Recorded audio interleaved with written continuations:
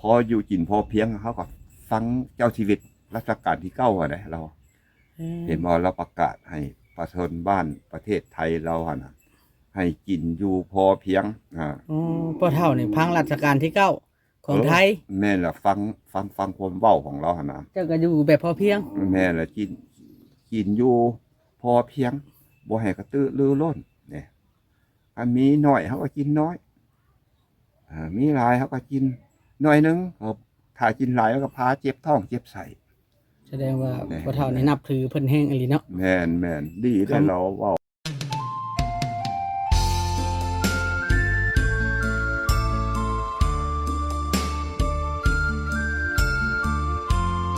งูพญา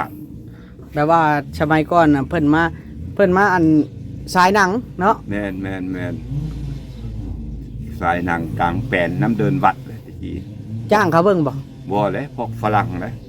หรือว่าเงินพอบ้านหรือเงินตาแสงเงินพอบ้านตาแสงแล้วตะกี้แล้วได้จ้างเขาเบิ่งอยู่บ่บ่เขาบ่ได้เบิ่จ้างงฟรีไม่ได้เขาประกาศว่าตะกี้มันบ่มีหยังได้มันมีตีก็รอได้เงินพอบ้านอะไรตีไม้กอกแล้วเนาะไม่แล้วใครกอกแล้วครับห้องใส่กันเตือนกันนะเมื่อแรงเด้อมาเบิ่งซินีมาเด้อเพิ่นเอาซินีมาสายสมัยพุ่มไปแต่กลางคืนเนาะแม่นแหละเอาระบบเก่าเพิ่นมาให้เบิ่งหมดนะแนวสะอาดแนวบ่สะอาดบอกหมดเขาว่าห้องนอกห้องน้ำก็มีสมัยตะกี้ให้ขุดทายนักทายเบากันทายเบาในใครได้กันทายนักไม่ต้องได้ขุดขุมฟังไว้เพิ่นเนาะแปลว่าเพิ่นก็มาเผยแพร่ความรู้เนาะตะกี้แม่นก็ไม่ได้ไปถ่ายรูปออกมาแหละก็ไม่ได้มาสายเอาสายซินีมาให้เบิ่งมันเป็นโตการ์ตูนเด้ยับยกเลยแบกยกย่างไปโคตรว่าง่ายผู้ประเทศผู้เพิ่นพัฒนาก่อนเนาะแม่นเพิ่นมาเผยแพร่ความรู้พวกฝรั่งพันตะกี้มันละฮู้จักอย่างนั้น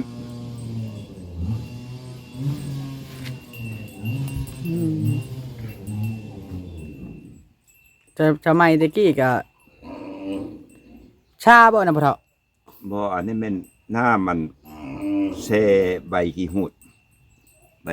นะโอ้กินดีแกยึงท้องกินมื้อเช้ามื้อแลงต้มบ่น้ำต้มบ่น้ำต้มนี่ต้มหม้อต้มแล้วก็ทอกใส่แม่แล้วเฮาใบไม้มาใส่แล้วก็ทอกต้มใส่เอาไปสิต้มอาบมันดียังต้มอาบอันนี้เนี่ยโอ้ก็ว่าดีเด้ถึกมันดีคันดีคายบ่อันนั้นว่าลองต้มน้ำอาบบ่หรือว่าตัวใดต้มน้ำอาบเลยต้มน้ำอาบเนี่ยมันเกี่ยวแก่กับผ่าว่าเฮาบ่สุขภาพปวดตนปวดโตแล้วมันเอาใบสิงไข้เครื่องนี้7 ใบมาต้มคันปวดตนปวดโตมัดจุกแล้วต้มเนาะแม่นคันว่ามันเฮาบ่ปวดตนปวดโตเฮาก็ต้มน้ำลาไปเจ้าให้น้ำอาบเพื่อว่าบ่ให้มันกระทบกับความเย็นนั่นเองมันอบอุ่นเนาะอุณหภูมิของเฮามันร้อนนี่แล้วอันดอกเรื่องมันน่ะว่าเพิ่นใบดีหูดยังว่าค่อยถึกได้คันว่ารักษาถูกขอโทษนะแต่ละคืนเนี่ยเคย3 เทื่อหรือ2 เทื่อลูกชายนะบ่ลูกเบาบัดแต่ค่ากินนี่มาเช้าแรงน่ะมีแต่ตอน5 โมงเช้าบัดมีแต่ลูกบาดเดียวเลยเนาะแม่นโอ้ถึกใบขี้หูดได้เนี่ยว่ะระบบขับถ่ายก็ดีแหละไปนะเนาะระบบขับถ่ายปัสสาวะพี่น้องเนาะบ่เพิ่นไปขี้หูดนี่ขายล้มดียามเช้าน่ะเอาลุกขึ้นไปนั่งย่อดังฟืนดังไฟนี่ขายล้มออกดีเลื่อนลมเดินสะดวกเนาะแม่นพอเท่ามาอยู่นี่โดนแล้วปลูกไว้เบิดเนาะมันหยังก็ล่ะกระปลูกใช่แล้วเพื่อให้เป็นโฮมเป็นเงาบังบอกบังลม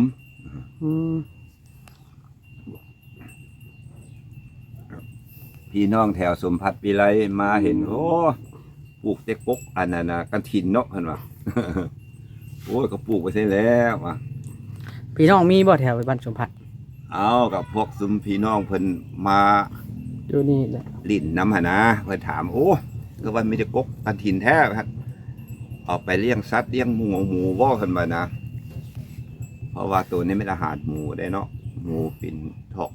องบ่เจ็บท้อง เขาไปผสมใส่กับหัวอาหารให้หมูกิน อืม ไปกระถินมากอันถิน กระถิน ซุม หมัก เขาบันกล้วยดอก หมักกระเสกนะบ่หมักกระเสกเนาะ แม่นมันก็ห้องหลายแนว แล้วคนก็พักเกษตร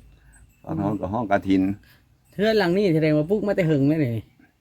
โอ้ตัวนี้ก็เบิ่งเด้อ จักปีแล้วพ่อเฒ่า ปี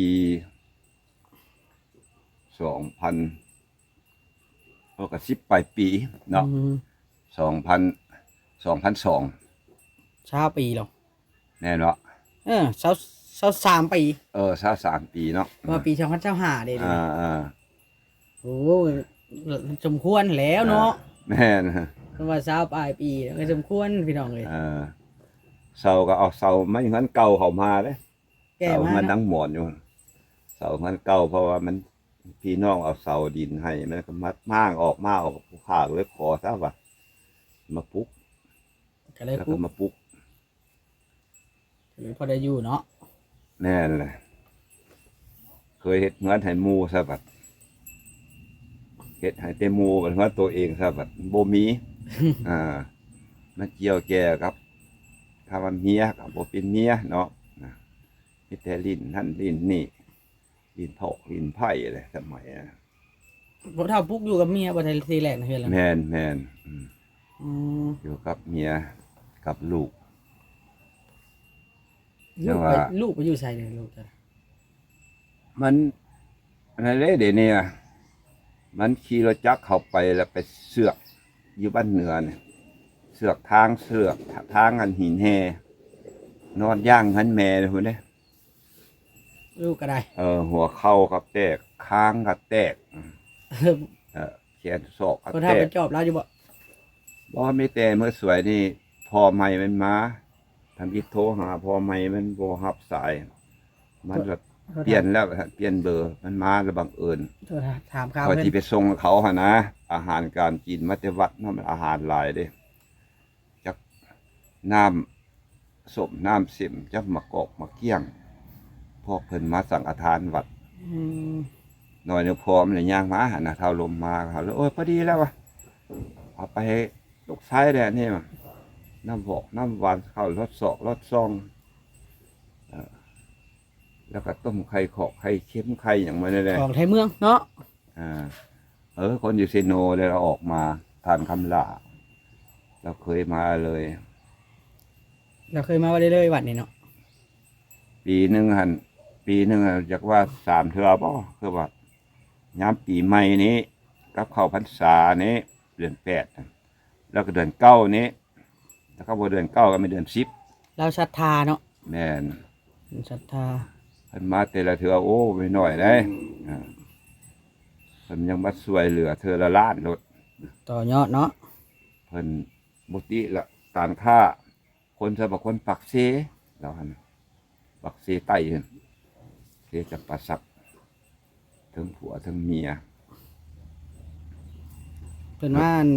เบิดทีมงานเพิ่นบอก เรามาทั้งลูกทั้งหลานเราแล้ว ลูกเต้าเรา คนงานหันบริมามีแต่เฝ้าห้าน เอาห้านขายเครื่องเขาอยู่ข้างอันธนาคารไปเห็นตลาดเซโนนี่ ห้านเรานะมันมีเครื่องรถถกรถไทยรถอย่างฮะรถไทยนอกรถไทยน้าเดินตามบ่อย่างสาคอยไปซองเบิ่งดอก โอ้เจ้าที่เคยเห็นแล้ว แม่อะไรมันอยู่ข้างอันธนาคารพอเราบอก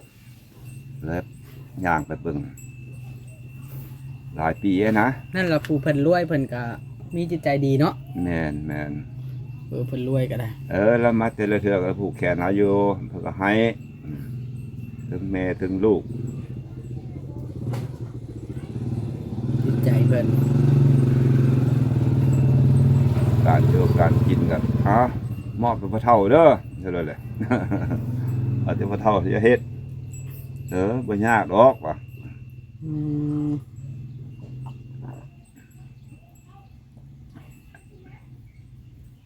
ชีวิตแต่ข้าวตะกี้บ่คิดว่าสิได้อยู่ผู้เดียวเนาะพ่อเฒ่าเนาะ โอ้มันเว้าเรื่องประเภทนี้ก็สวรรค์ลิขิตไว้แล้วเด้เนาะคนเฮานี่ถึงยามมันบ่แตกต่างกันไม่แล้วบ่ฮอดยามมันโลนเนาะก็ต้องโลน เลือกบ่ได้เนาะ แม่นมันสวรรค์มันลิขิตบ่ได้เด้บ่แตกต่างคือมาอยู่ภาคใต้แล้วไผสิคิดว่าเขาสิลงมาพี่ อืม อย่าได้เห็นได้ว่าสิลงมาเฮ็ดเวียกอยู่ท่าแขก3 เดือน ใบเต็มอีกส่งเขาก็ลงมาให้มาเฮ็ดเวียกอยู่ท่าแขก3 เดือนแล้วเมื่อมาแล้วไทยบ้านทั้งสวรรค์นี่แหละไปขอเฮ็ดเวียกนะเฮ็ดเวียกบังเอิญก็15 มื้อแล้วเนาะมันเมียก็ตายแล้วบ่มีเมียจำเป็นก็เลยลอยเอาลูกน้องนะ อืม มันก็เว้าพื้นประเทศก็ซาทั่วทั้งเนาะมันก็ย้อนอันเดียวหั่นแหละคือเว้ามื้อนั่นแหละมันบ่คำนวณซะบ่คิดว่าโอ้นกสิทุกข์สิยากเมื่อหน้าเนาะมันบ่คิดซะมันอันเดียวหั่นแหละย้อนอันเดียวหั่นยากอันเดียวหั่นพาเพปัญหากิเลสนั่นแหละพาเป็น ต้องมีสติเนาะ แม่นบ่ฮู้จักว่ามันสิทุกข์สิยากจนกลัวปัจจุบันยังมาคิดได้จังมาตื่นเนาะ เดี๋ยวมาหู้ระยะมัน50 60เนาะอายุนะ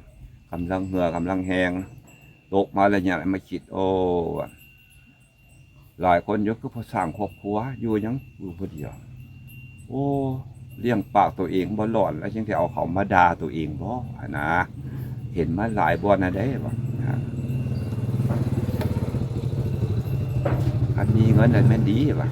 ถ้าบ่มีเงินนั่นมันด่าบักฮาบ่โงงเด้เว้าเรื่องผู้หญิงเนี่ยเห็นมาแล้วเด้ว่า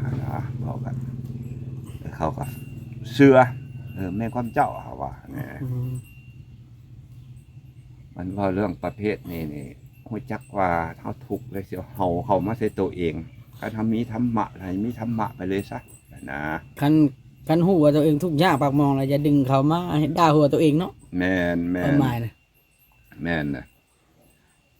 โอ้บ่เฒ่าให้ข้อคิดอยู่เด้ บา บางคนเนี่ยเฒ่าชำเจ้าแล้วก็ยังคิดบ่ได้ก็มี นั่นคืออยากหาเอาเมียกึบก็มี อยากหาความทุกข์เสร็จตัวเองบ่ติได้เรื่องประเภทนี้เพราะว่ามันนานาจิตตังเนาะบ่ติเพิ่นเพราะว่า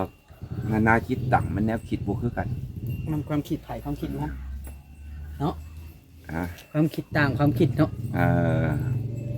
มันจะแต่ละคนบ่แตกต่างคือกันไม่ลำเดียวหั่นล่ะมันต่างป้องไม่ลำเดียวมันต่างป้องคือพี่กับน้องหั่นน่ะอ้ายกับน้องมันก็คนละแนวคิดเพิ่นจะว่าไม่ลำเดียว แต่มันหักต่างป้องเนี่ย พี่น้องท้องเดียวก็ต่างแนวคิดเนาะ แม่นก็แต่คืออ้ายกับน้องแล้วผู้คิดหังมีผู้คิดทุกข์ยากเนี่ย ก็มี ถ้าว่าทุกข์ยากหยังอยากหาบืนเอาแต่ความทุกข์มาเทตัวเองความทุกข์คือหยังอันนี้อยากหาเอาเมียหน่อยห้อยเมียไปซั่นบ่หาไหนอยากซั่นได้ อยู่กับลูกกับเต้ากับเมียตกเมียเข้ามีความสุขดีแล้วบัดหาเฮาใส่หัวเนาะ แม่น เช่าแต่แท้เนาะพ่อเฒ่าไว้นะเนาะอย่าเฮ็ดแต่แท้เนาะ แม่น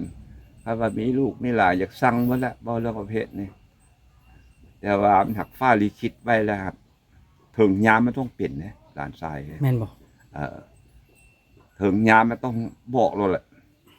บ่เป็นมันก็ต้องเป็นบ่คือบางไม้แม่ซะฮอดยามมันหล่นบ่ให้หล่นได้มันก็หล่น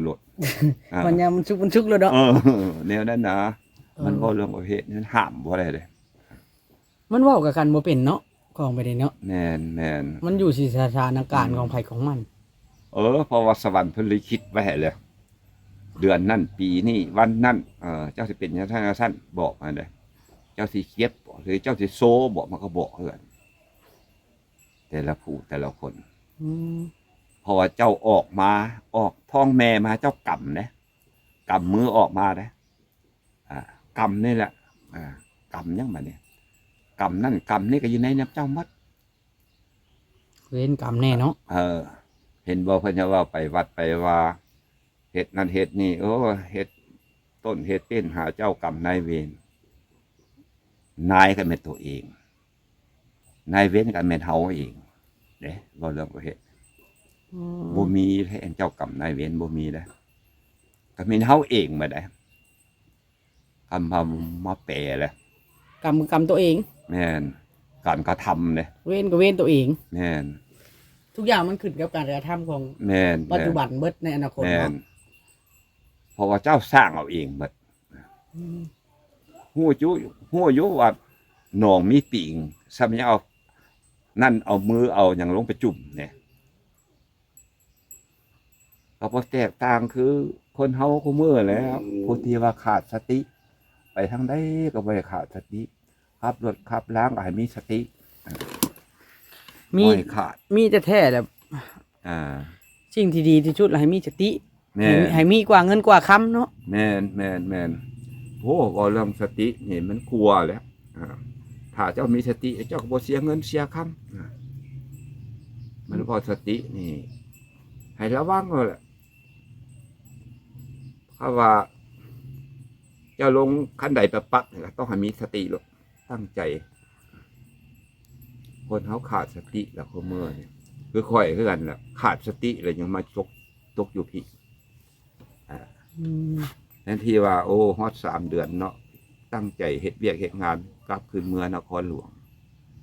เนี่ยมันก็ขาดสติได้แบบนี้ไปเพิดเพลินในน้ำตันหากิเลสลืมซะแบบนี้ ลืมเวียกลืมงานจ้ะ แม่น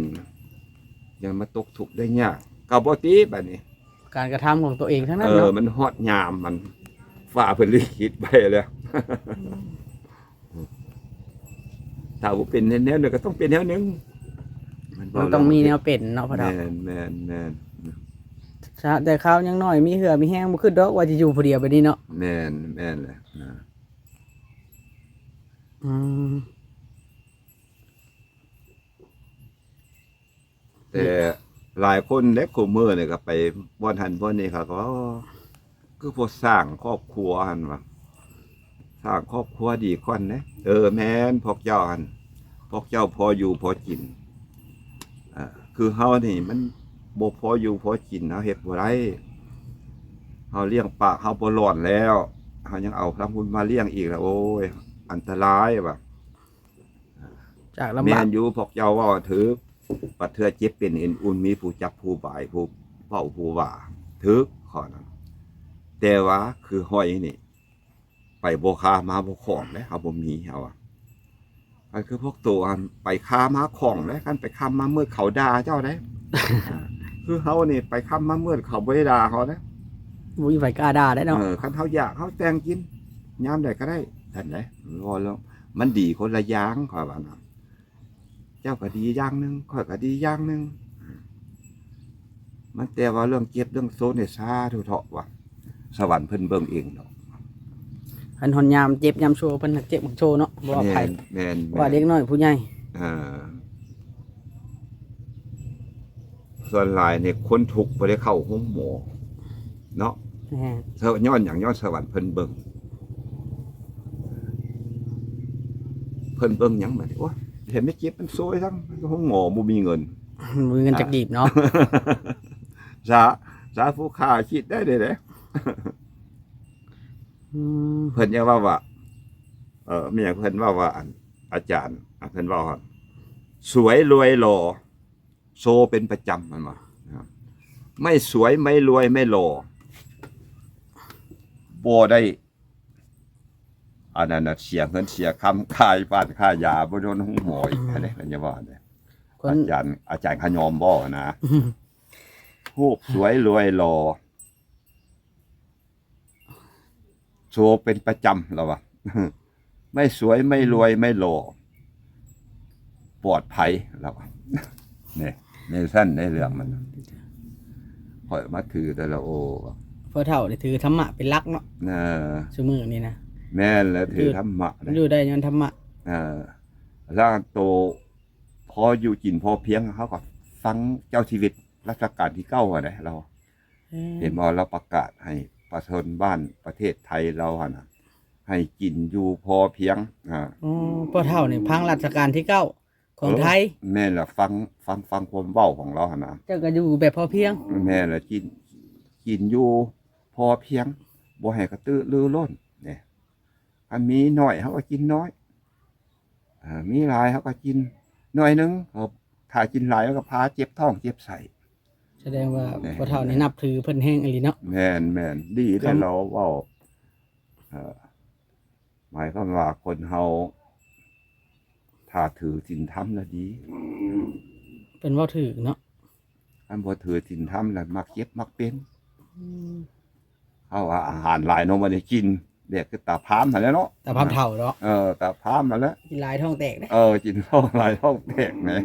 โอ้เดี๋ยวพี่น้องเอ้ยเนาะมื้อนี้บ่ลีก็มายามพ่อเฒ่านี่ก็เรากำลังนั่นพังวิทยุอยู่วิทยุเต่าแล้วนี่นั่นน่ะพี่น้องเนาะวิทยุคือเต่านี่วิทยุก็ได้จะเป็นจังได๋ล่ะพี่น้องเอ้ยเนาะเราก็เอาคือฟังหลายแนวเว้าเล่าเรื่องผ่านมาแน่เรื่องสังคมเรื่องบอกอีกเอาเงินไว้ให้ชื่อยาสูบเอ้าไปชื่อยาสูบเด้อพ่อเฒ่าเด้อถูก